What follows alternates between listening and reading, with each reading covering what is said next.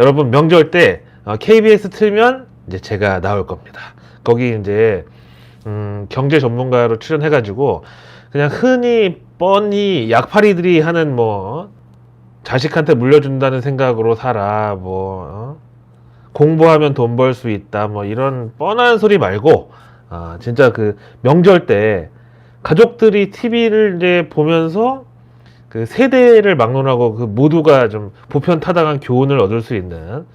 자, 이제 오늘로서 코스피 지수가 8거래일 연속 하락을 했습니다.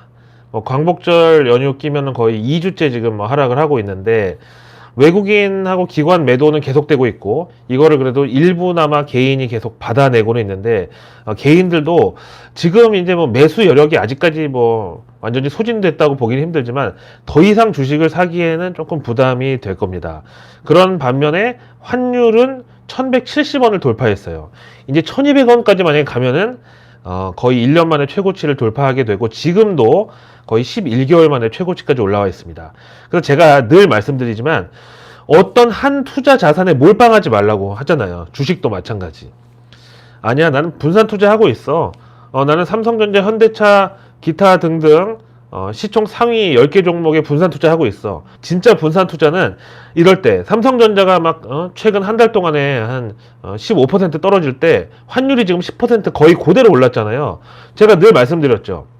국민연금 4411 포트폴리오로 40% 주식, 40% 채권형 자산, 그 다음에 10% 대체 투자, 10%가 바로 현금화할 수 있는 유동성, 이렇게 대체 투자에 당연히 달러 예금, 달러 ETF 들어가 있으셔야 된다고 했잖아요. 그럼 지금 10%라도 어쨌든 만회를 해줄 수 있지 않겠습니까? 그게 제대로 된 분산 투자지. 종목 가지고 분산한다. 아시겠지만 약세장 한번 들어서면은 후두둑 어느 날 떨어지기 시작해가지고 회복하는데 한 5년 걸리고 12년 걸립니다. 그게 무슨 가치 투자라고 할 수 있고 장기 투자라고 하겠습니까? 자, 어쨌든지 간에 외국인의 매도세가 언제 멈출 것인가, 이거는 제가 명확하게 말씀드리는데 환율 보시면 됩니다. 일단 지금 환율 계속 상승 추세에 있고 앞으로도 점진적인 달러 강세 지속된다고 볼 수밖에 없는데, 그 이유는 어제도 설명드린 미국의 이제 부채 한도 증액 이슈가 또 있고요. 근데 이제 여기에다가 지금 한국은행 8월 금통이 8월 26일 날 금리를 올릴 가능성이 더해지면서 약간 변수로 작용하고 있는데, 어쨌든 금리가 우리가 미국보다 선제적으로 상향한다고 하면은 그 금리 인상이 환율에는 조금이라도 하락 요인, 그러니까 원화 강세 요인이 될 수 있다고 보고요. 일단 그때까지는 우리가 조금 주의를 해야 되겠지만, 이럴 때 달러 갖고 계신 분들은 혹은 미국 주식 똑같이 우리나라 뭐 반도체인데 미국도 IT 말고요. 거기 이제 조금 뭐 경기 민감주 위주로 갖고 계신 분들은 이제 지금 같은 장에서도 그래 어차피 이제 그거 팔아서 환차익 가져오면은 지금 환율 상승이 어쨌든 나한테는 어떤 분산 투자에 아주 좋은 예가 되니까 하고 마음이 편하실 거예요 아마. 그렇죠? 뉴스 미리 보기 본격적으로 출발합니다. 아침에 제일 이른 첫 번째 일정이 김부겸 국무총리가 소비자정책위원회를 주재합니다. 여기서 이제 여러 가지 이슈들이 사실 나올 텐데요. 우리가 좀 이제 기다려 봐야 되는 거는, 이번에 이제 재난지원금 풀리면서 저는 솔직히 그래요. 이게 또 주식시장으로 유입될 거라고 생각하고, 재난지원금 나가면 자영업자들이 이걸 가지고 도대체 뭘 할 수 있을까? 그래서 결국 증권사들에게 이거는 어떤 수혜가 될 것으로 보고 있는데, 소비자정책위원회에서 지금 현재 물가도 높고 자영업자들의 고통을 어떻게 하면 좀 이렇게 분담을 시킬 수 있을까, 이런 정책적인 도움이 나올 수 있다. 삶은 반짝인다님, KST506님 고맙습니다. KST506님이 미국 주식 비중이 높아서 미국 주식 팔고 삼성전자 물타기 전략 어떻게 생각하시나요? 아주 좋다고 생각합니다. 자, 이것도 미국 주식에 분산 투자가 돼 있고, 그 다음에 이거는 이제 환차익으로 바꿔가지고 내가 투자할 만한 여력이 있기 때문에 이런 삼성전자 저가 전략도 가능합니다. 하지만 분할 매도, 분할 매수도 항상 조심을 하셔야 되는 게, 분할 매수는 물타기, 그 다음에 올라갈 때 분할 매수, 불타기 이렇게 부르잖아요. 물하고 불하고 섞으면 뜨겁지도 차갑지도 않은 그냥 아무것도 아닌 게 됩니다. 그건 주의하셔야 됩니다. 무조건 분할한다고 다 수익이 나는 건 아니라는 점 말씀드리겠고요. 자, 그 다음에 내일 수요일 일정 또 보겠습니다. 경제지표가 하나 나오는데 2분기 지역경제 동향 나옵니다. 지금 이제 이번 그 한국판 뉴딜 때문에 어느 지역에는 뭐 태양광, 어느 지역에는 철도, 어느 지역에는 뭐 풍력 이렇게 지금 정책 자금들이 많이 들어가 있는데 과연 이런 것들이 얼마나 성과를 내고 있는지가 나올 텐데 반대로 여기서 큰 성과가 없다고 하면은 지금 현 정권에 대한 비판이 여기에 또 가세가 되면서 야당 대권 후보들한테 어쨌든 공격의 먹잇감이 될 수도 있는 이슈가 되겠습니다. 자, 그 다음에 내일 중요한 일정 하나가 또 있습니다.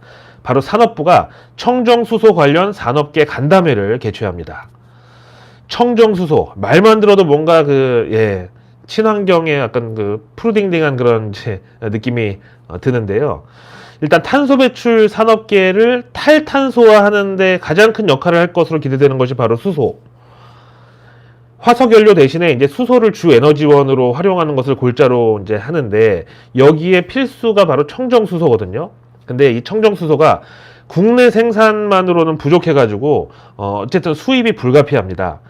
심지어 2030년 이후부터는 청정수소 최대 50%를 해외에서 조달해야 될 것으로 예측하고 있는데 현재 호주와 사우디아라비아 이 두 국가가 전통 청정수소 강국이라고 합니다. 이유가 뭔지 봤더니 광대한 국토, 풍부한 일조량, 그 다음에 강한 바람, 이렇게 재생에너지나 이산화탄소를 저장할 수 있는 또 폐유전까지 제반 조건을 모두 갖추고 있기 때문이라고 합니다. 이 중에 사우디의 경우는요, 청정수소를 암모니아 형태로 전환해서 수출하는 데 전력하고 있는데 이걸 운반하는 운반선이 바로 K조선에서 만들어지고 있습니다.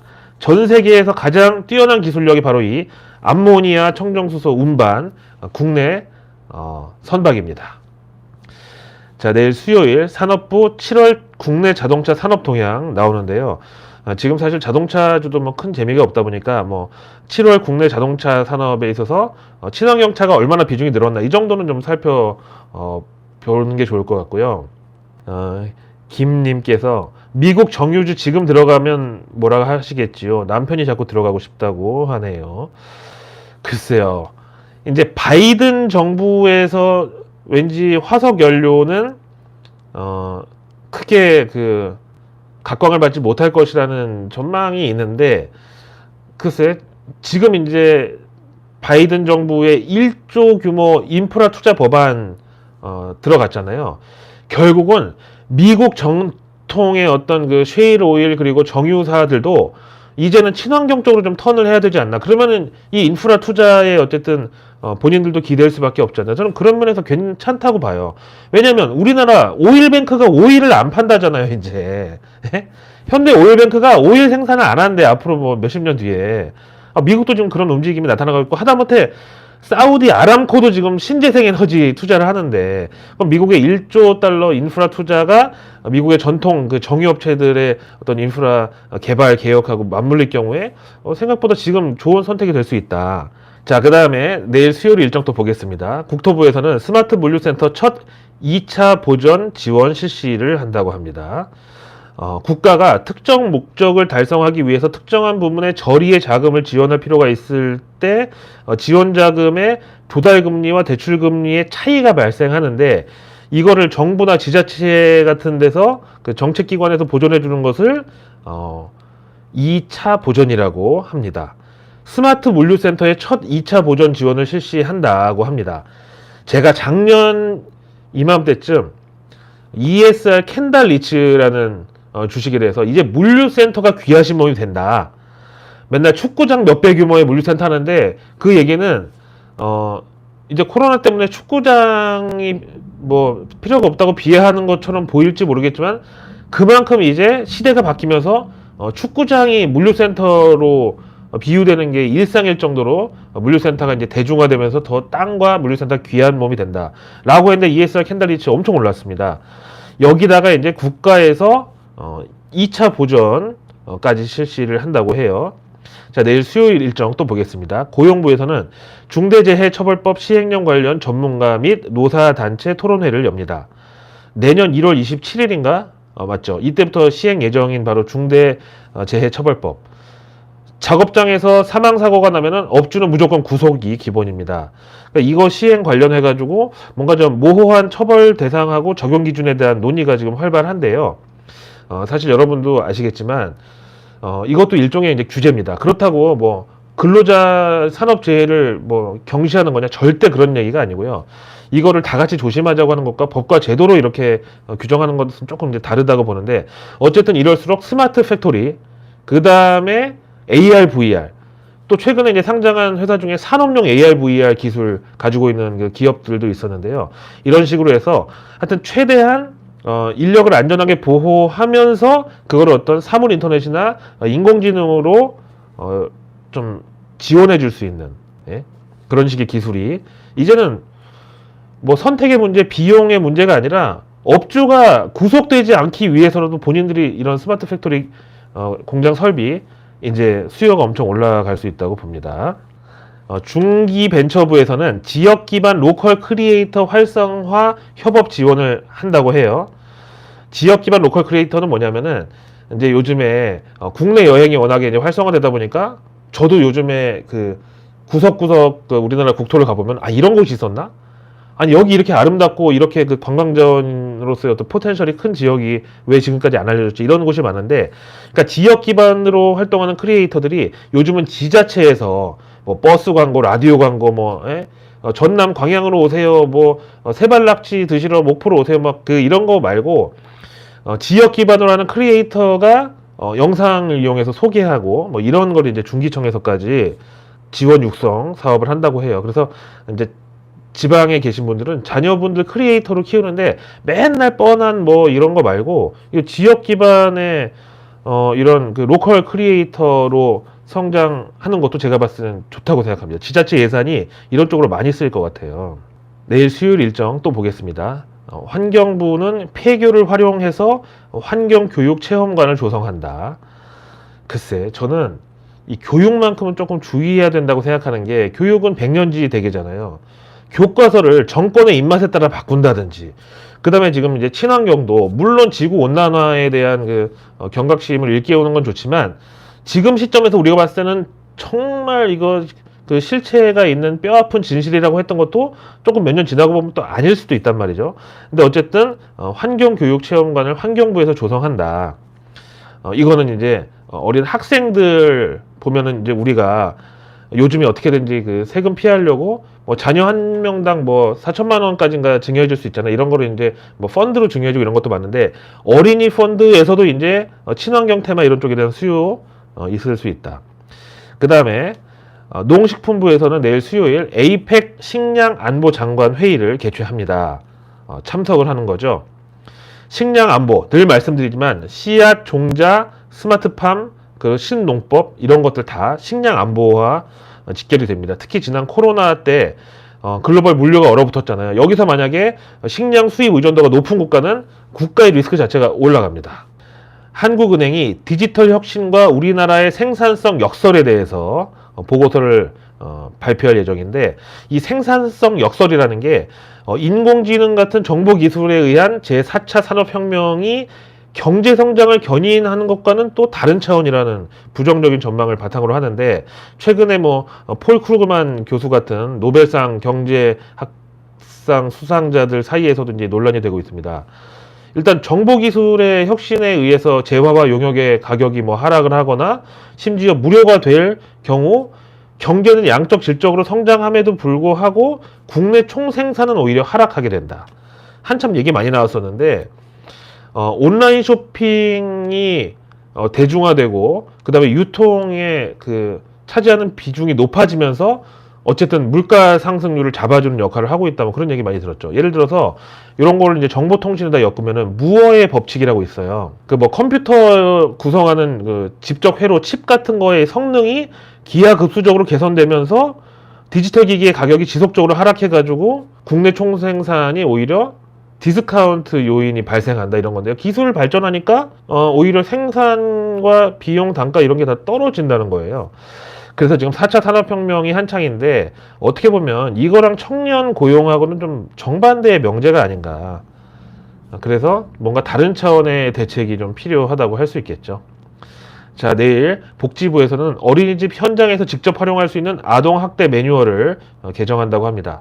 아동학대 얘기 많이 나오는데 저는 이거 계속해서 가상현실, 증강현실 체크할 수 있는 웨어러블 기기에 좀 더 저변이 확대될 수 있다. 저는 이렇게 생각을. 자, 내일 경제 일정 볼까요? 내일 8월 18일 수요일에는 드디어 FOMC 의사록이 공개가 됩니다. 7월 말이었죠. 7월 29일로 기억이 되는데 최근에 월스트리트 저널에서 연준이 이르면 9월 달에 테이퍼링을 실시한다.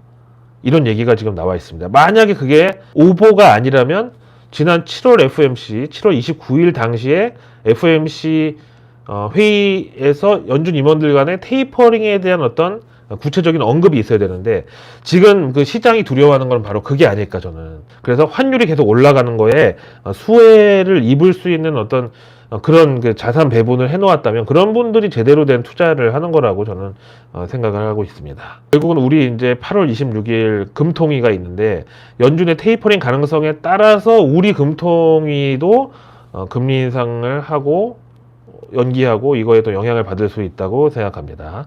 그 다음에 미국에서 7월 주택 착공, 건축 허가 건수 나오는데 미국도 지금 집값이 많이 오르고 주택 가격이 이렇게 상승하다 보니까 공급이 또 딸리고 있어서 이게 문제인데 만약에 연준에서 테이퍼링을 좀 서두른다면 이 어떤 주택 시장의 과열을 또 걱정하는 것도 있을 겁니다. 서프라임 때 하도 너무 시게 당해가지고 주택 버블에 대해서 미국 굉장히 민감하죠. 자, 그 다음에 유로존 7월 소비자 물가지수 CPI 발표되는데 유럽은 그 미국만큼은 아니지만 여기도 이제 물가가 지금 점점 올라오고 있어요. 어차피 글로벌 원자재 가격이 올라가고 있기 때문에 이거는 어쩔 수가 없는 건데 이것도 만약에 급진적으로 올라간다면 우리가 역시 한국은행 금통위 금리 인상에 압박을 받을 수 있는 재료입니다. 그 다음에 내일 수요일 일정 중에 또 하나가 전 산업부 장관 그 백운규 장관 있죠. 검찰 수사심의위원회가 개최될 예정입니다. 월성 원전 뭐 경제성 평가 조작했다는 뭐 그것 때문인데 이거는 뭐 최재형 관련 이슈라고 볼 수도 있겠고 야권 전체에 문재인 정부 신재생에너지 그리고 탈원전 정책에 대한 어떤 그런 뭐 심판의 어떤 그 실마리가 될 수도 있다고 봅니다. 자, 내일 그리고 증시 일정은 드디어 삼성전자 배당금 지급일입니다. 보통주, 우선주 뭐 할 것 없이 똑같이 주당 361원을 지급한다고 합니다. 이런 얘기 하죠. 삼성전자 배당률 4%니까 은행 예금보다 낫다. 그런 소리 하는 사람 이름 적어놨다가 나중에 삼성전자 여기서 추가적으로 더 하락해가지고 진짜 손실 발생하면 그 사람 반드시 부당이득 환수로 법적으로 책임 물으셔야 됩니다. 하루에도 원금의 30%가 깨질 수가 있는 위험자산 주식하고 국가에서 5천만 원까지 원금을 보장하는 예금하고 수익률로 단수 비교를 한다고요? 원금이 하루에 30%씩 깨지고 막 삼성전자만 해도 당장 올 초에 9만 6천 원 하던 게 지금 7만 6천 원인데 원금 다 깨진 다음에 배당률이 이자 수익률보다 높다고 좋은 선택이라고 그걸 강요하는 사람은 진짜 그런 사람은 이건 진짜 제대로 된 논리가 아니에요. 자, 그 다음에 대우건설 노조에서 재택 총파업을 지금 예고하고 있습니다. 그 다음에 내일 크래프톤하고 엔비디아 그리고 시스코 시스템즈가 실적 발표를 앞두고 있는데 카카오뱅크 요 며칠 계속 급등했었는데 마침 오늘 장 끝나고 실적 나왔는데 역시 어닝 서프라이즈였습니다. 만약에 그런 식의 주가 흐름으로 예측한다면 크래프톤도 요즘 상장 이후에 계속 그 상승세가 이어지고 있는데 실적이 좀 받쳐주는 그런 펀더멘탈을 기대해 볼 수 있겠다고 보고요. 그 다음에 한때 그 비트코인 채굴의 최대 수혜주였던 엔비디아 그리고 시스코 시스템즈가 미국에서 실적 발표를 앞두고 있습니다. 어제 말씀드린 것 중에 삼성전자 외국인들 지금 평균 매입 단가가 제가 한 2만 5천 원 정도라고 말씀드렸는데 이거 가지고 증권업계에서 좀 충격적이라는 피드백이 왔고요. 그러면서도 아마 그럴 것이다. 맞는 것 같다라고 대부분 인정을 했어요. 사실 50대 1로 액분을 해서 말이지 지금 뭐 삼성전자 8만 원도 8만 전자 가지고 더 올라가서 10만 전자 될 거냐 뭐 얘기가 많았던 그런 가격대인데 그게 액분 전후로 하면은 한 주당 400만 원이에요. 삼성전자가. 이게 좀 말이 된다고 생각하세요? 그리고 지금 삼성전자 주당 액분 이후에 주당 가격 100원인데 100원짜리 주식 8만 전자, 10만 전자 가는 데 있어서 과연 D램 수요가 계속 부진할 것이다. 내년에 그 겨울이 온다. 이런 보고서가 거기에 어떤 그 대량 매도를 촉발시킨 게 이상합니까? 전 이상하지 않아요. 하나도. 국민연금도 수익이 나면 항상 수익 실현해가지고 따로 챙겨 놓습니다. 그래야 연금 내줄 거 아니에요. 우리도 마찬가지예요. 나 분산 투자 잘했지. 종목별로 여러 개 쪼개놨어. 이거 제대로 된 분산이 아닙니다. 안전자산, 위험자산 분산해야 되고, 종목 간에도 전혀 반대 성향이 있는 주식들 분산해야 되고요. 그 다음에 절대로 여러분들의 그 돈을 지켜주는 사람은 유튜브나 아니면 방송에 나와서 주식을 사라고 권유하는 그런 장사치들이 아닙니다. 대한민국을 망치는 거는 우파도 좌파도 아닌 기분파입니다. 감정 하나로 이거다 싶어서 몰빵 투자 절대로 안 됩니다. 외국인들이 주식 잘하는 것 같죠? 알고 보면 그 사람들도 우리하고 다를 게 없어요. 제가 말한 이 전략 그대로 거기도 활용합니다. 그래서 저는 여러분들의 도파민이 쓸데없는 사람들한테, 장사치들한테 지배당하지 않도록 항상 옆에서 반려동물로 지켜드릴 테니까 걱정하지 마시고요. 자, 환율 당분간 지켜보시는 게 좋을 것 같습니다. 내일 뉴스 미리 보기, 대한민국 상위 1% 정보 취급자들이 독점하는 정보를 여러분과 함께 공유하는 정보 민주화 취지로 매일 저녁 7시에 방송됩니다. 자, 오늘 하루도 고생하셨고요. 저는 내일 다시 찾아뵙겠습니다. 고맙습니다.